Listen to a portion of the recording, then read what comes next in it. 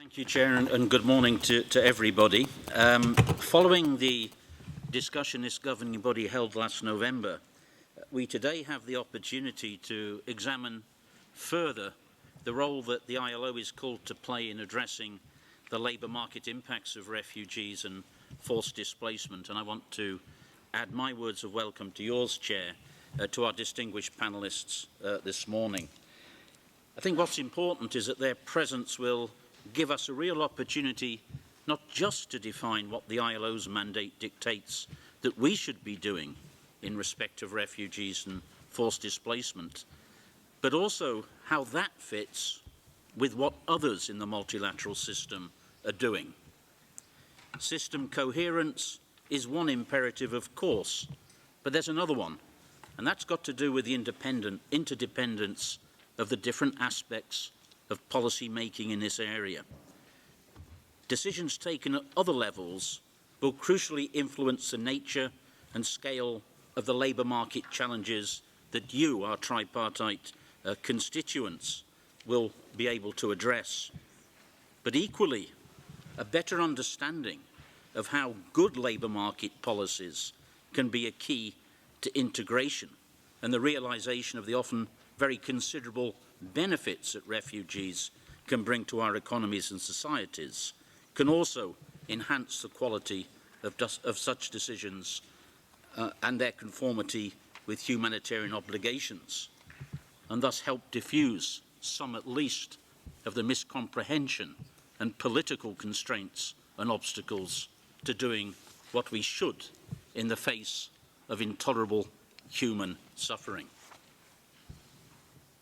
Global attention continues to focus on the Syrian crisis, which has forced more than 4.8 million people across Syria's borders.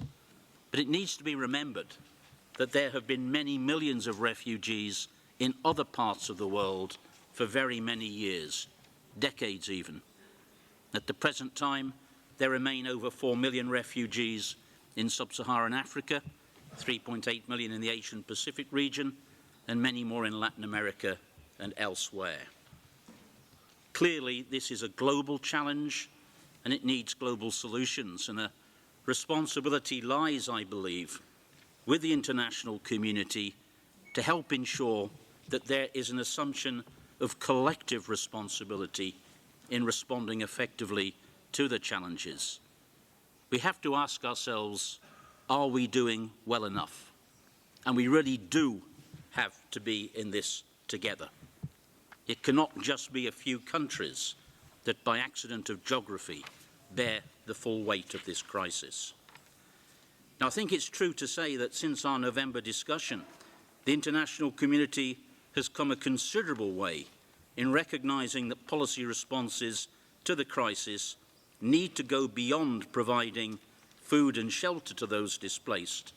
The responses need also to help refugees find access to decent work. And from the rather general reflection about how to connect the humanitarian and the development aspects of international aid has come the stark realisation that work stands squarely at that intersection. At the Supporting Syria conference that I was at last month in London, jobs and economic development was one of the major themes.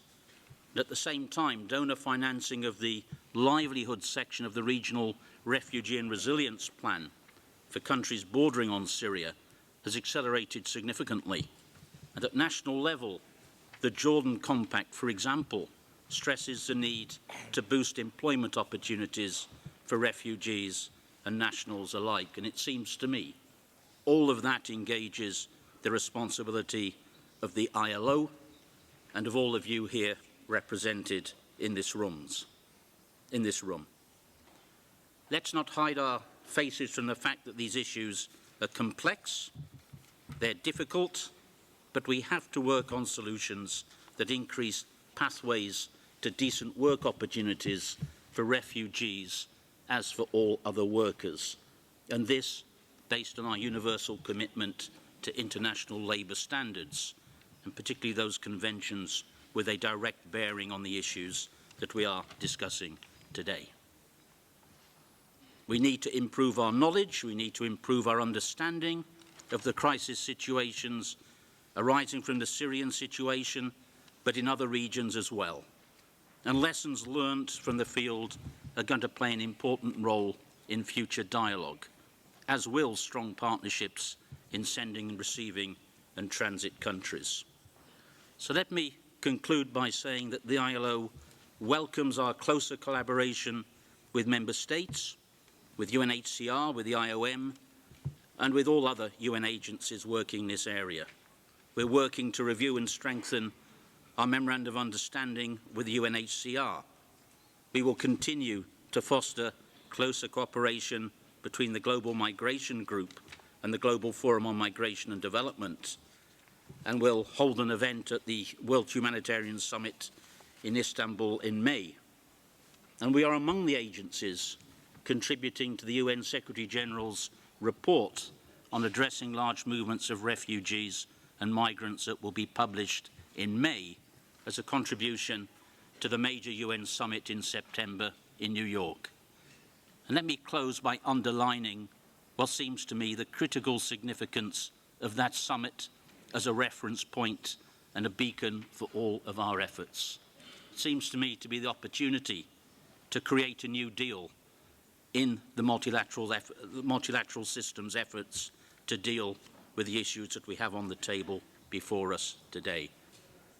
Madam President, as new approaches to the refugee crisis are considered in the multilateral arena and elsewhere, I truly hope that our discussions here today can bring concrete guarantees on future ILO work and interaction with our system partners.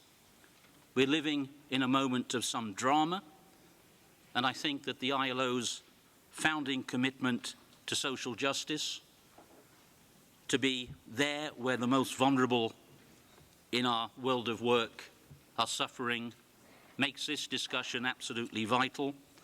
But more importantly, the action that we're able to derive from this debate need to guide us very considerably as we chart a future course for our organisation. So I look forward to hearing from our panellists, and I look forward to your guidance in these matters.